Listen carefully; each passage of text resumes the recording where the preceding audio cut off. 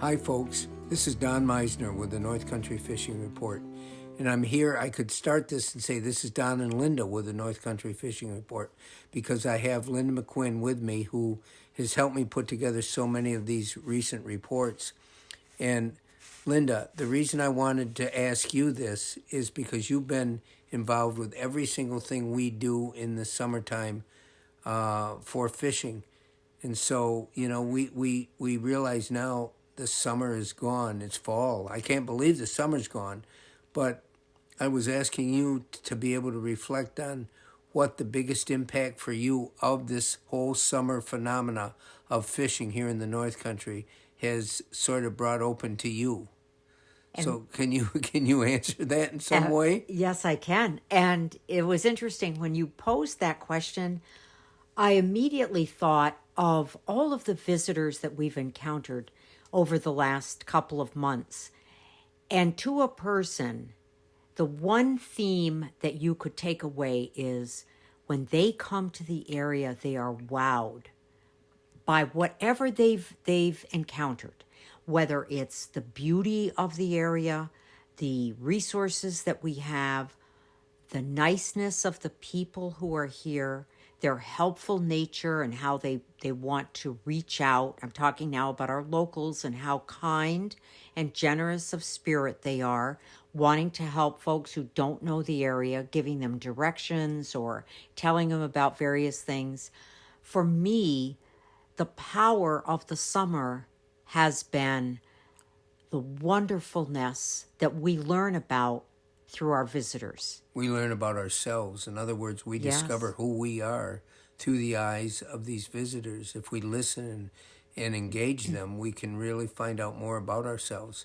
And I think you're right. We've recently had a couple people from that we encountered at sports shows that took our advice and came up here to experience a summer vacation here in the North Country.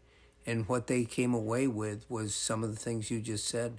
They reflected those to us. They had some of the greatest fishing they've ever had, but they also told us of people in the area that had helped them along the way, that when they asked for advice or anything. And one of the ones in particular that I wanted to let all of you out there know is that one of the areas that I go fishing on the Grass River a lot, and I shared that with these other people because I thought if you were coming from a new area, you came up here and this was new to you, where do you go? What do you do? So I told them where I go, and they took my advice. And one of the places I go in along the Grass River, one of the farms that exists along the banks of the river, the people that own that farm just opened up the welcome wagon to these people. And I thought I was proud of them to be so gracious in allowing these people to experience the great fishing along their boundaries. So that what you said, that really I think it's important that we realize that we take everything for granted that we have. A lot of days we don't see the beauty that's around us and the wonderfulness. And when you engage people that come here for the first time, they really are amazed at what we have.